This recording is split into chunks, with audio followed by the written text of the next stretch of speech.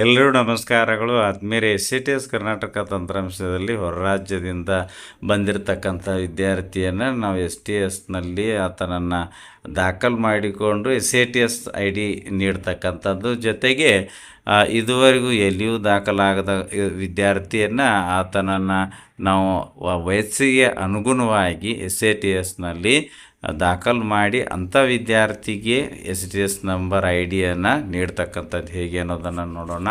ಅದಕ್ಕಾಗಿ ನೀವು ನಿಮ್ಮ ಸ್ಕೂಲ್ STSಗೆ ಲಾಗಿನ್ ಆಗಿ ಹೋಮ್ ಪೇಜ್ನಲ್ಲಿ ಎಡಗಡೆ ಮೆನುಗಳಲ್ಲಿ ಅಡ್ಮಿಷನ್ ಡೀಟೇಲ್ಸ್ ಕ್ಲಿಕ್ ಮಾಡಿ enroll new student higher standard menu ಮೇಲೆ ಕ್ಲಿಕ್ ಮಾಡಿ.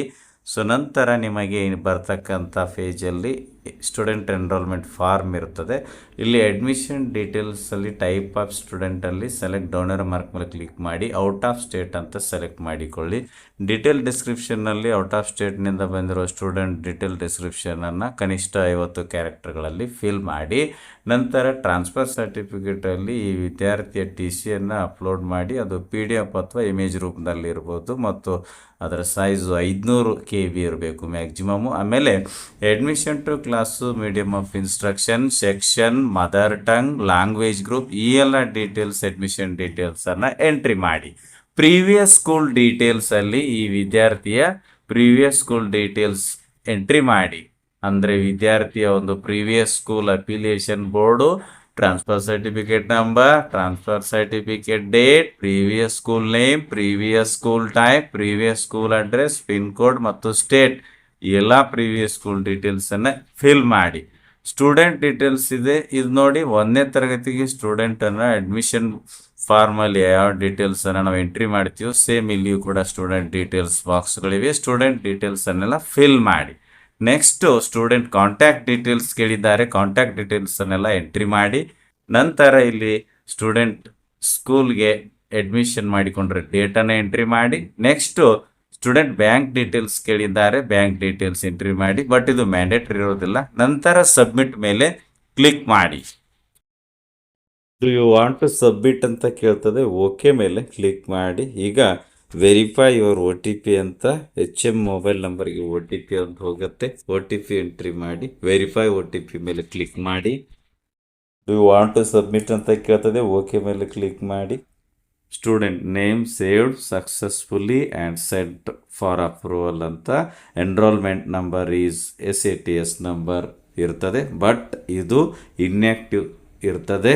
BO ಲಾಗಿನಲ್ಲಿ ಅಪ್ರೂವ್ ಆದ ನಂತರ ಆ್ಯಕ್ಟಿವ್ ಆಗುತ್ತದೆ. ಇದುವರೆಗೂ ಎಲ್ಲಿಯೂ ದಾಖಲಾಗದ ವಿದ್ಯಾರ್ಥಿಯನ್ನು ಆತನ ವಯಸ್ಸಿಗೆ ಅನುಗುಣವಾಗಿ ನಾವು ಅಡ್ಮಿಷನ್ ಮಾಡಿಕೊಂಡಿದ್ರೆ ಅಂಥ ವಿದ್ಯಾರ್ಥಿಯನ್ನು ನಾವು SATSನಲ್ಲಿ ದಾಖಲು ಮಾಡಿ SATS ID ನೀಡುವುದು ಹೇಗೆ ನೋಡೋಣ. ಅದಕ್ಕಾಗಿ ಸೇಮ್ ನೀವು ಲಾಗಿನ್ ಆದಮೇಲೆ ಎಡಗಡೆ ಕಾಣ್ತಕ್ಕಂಥ ಮೆನುಗಳಲ್ಲಿ ಅಡ್ಮಿಷನ್ ಡೀಟೇಲ್ಸ್ ಕ್ಲಿಕ್ ಮಾಡಿ. ಇಲ್ಲಿ enroll new student to higher standard click ಮಾಡಿ. ನಂತರ ಸ್ಟೂಡೆಂಟ್ ಎನ್ರೋಲ್ಮೆಂಟ್ ಫಾರ್ಮ್ ತೆರೆದುಕೊಳ್ಳುತ್ತದೆ. ಅಡ್ಮಿಷನ್ ಡೀಟೇಲ್ಸ್ ಇಲ್ಲಿ type of student select down arrow mark ಮೇಲೆ ಕ್ಲಿಕ್ ಮಾಡಿ ಸೇಮ್ ಸ್ಟೇಟ್ ಅಂತ ಕೊಡಿ. ಡೀಟೇಲ್ ಡಿಸ್ಕ್ರಿಪ್ಷನ್ನಲ್ಲಿ ಹೈಯರ್ ಸ್ಟ್ಯಾಂಡರ್ಡ್ಗೆ ನೇರವಾಗಿ ದಾಖಲು ಮಾಡಿಕೊಂಡಿರೋ ವಿದ್ಯಾರ್ಥಿಯ ಡಿಸ್ಕ್ರಿಪ್ಷನ್ ವಿವರವನ್ನು ಕನಿಷ್ಠ 50 ಕ್ಯಾರೆಕ್ಟರ್ ನೀವು ಎಂಟ್ರಿ ಮಾಡಿ. ಟೀಚರ್ ಮತ್ತು ಟ್ರಾನ್ಸ್ಫರ್ ಸರ್ಟಿಫಿಕೇಟನ್ನು ಅಪ್ಲೋಡ್ ಮಾಡಬೇಕು. ಈ ವಿದ್ಯಾರ್ಥಿಯನ್ನು ನೇರವಾಗಿ ಹೈಯರ್ ಸ್ಟ್ಯಾಂಡರ್ಡ್ಗೆ ಅಡ್ಮಿಷನ್ ಮಾಡಿಕೊಂಡಿರೋದ್ರಿಂದ ಈ ವಿದ್ಯಾರ್ಥಿಯ TC ಇರುವುದಿಲ್ಲ. ಬದಲಿಗೆ ಮುಖ್ಯ ಶಿಕ್ಷಕರು ಈ ವಿದ್ಯಾರ್ಥಿಯನ್ನು ಆತನ ವಯಸ್ಸಿಗೆ ಅನುಗುಣವಾಗಿ ಹೈಯರ್ ಸ್ಟ್ಯಾಂಡರ್ಡ್ಗೆ ದಾಖಲು ಮಾಡಿಕೊಂಡಿದ್ದೇವೆ ಅಂತಕ್ಕಂಥ ದೃಢೀಕರಣ ಬರಿಬೇಕು.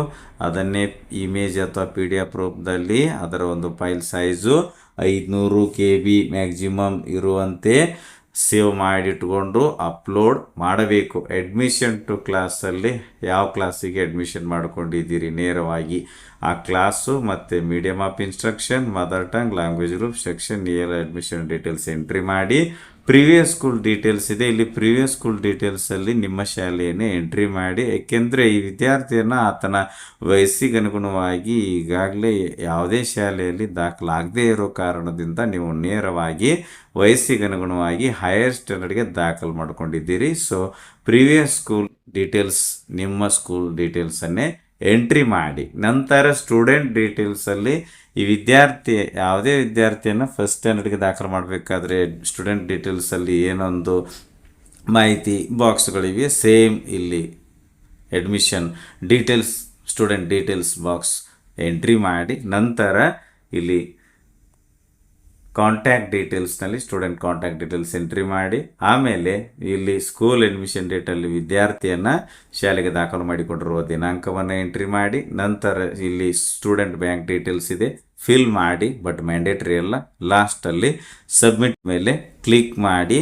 ನಂತರ ಈ ವಿದ್ಯಾರ್ಥಿಗೊಂದು ಎನ್ರೋಲ್ಮೆಂಟ್ ನಂಬರ್ ಜನರೇಟ್ ಆಗುತ್ತೆ ಬಟ್ ಅದು ಇನ್ಯಾಕ್ಟಿವ್ ಇರುತ್ತೆ BO ಲಾಗಿನ್ನಲ್ಲಿ ಅಪ್ರೂವ್ ಕೊಡಿಸಬೇಕು ಆಗ ಆ್ಯಕ್ಟಿವ್ ಆಗುತ್ತದೆ. ವಿಡಿಯೋ ಇಷ್ಟ ಆದರೆ ಲೈಕ್ ಮಾಡಿ, ಉಪಯುಕ್ತ ಅನಿಸಿದರೆ ಶೇರ್ ಮಾಡಿ. ಈ ರೀತಿ ವಿಡಿಯೋಗಳಿಗಾಗಿ ಚಾನಲ್ಗೆ ಸಬ್ಸ್ಕ್ರೈಬ್ ಆಗಿ ಬೆಲ್ ಬಟನ್ ಪ್ರೆಸ್ ಮಾಡಿ ನೋಟಿಫಿಕೇಷನಲ್ಲಿ ಆಲ್ ಸೆಲೆಕ್ಟ್ ಮಾಡಿಕೊಳ್ಳಿ. ನಾವು ಮಾಡೋ ವಿಡಿಯೋಗಳ ಅಪ್ಡೇಟ್ಸ್ ಪಡಿತಾ ಇರಿ. Thanks for watching. ಧನ್ಯವಾದಗಳು. ವಂದೇ ಮಾತರಂ.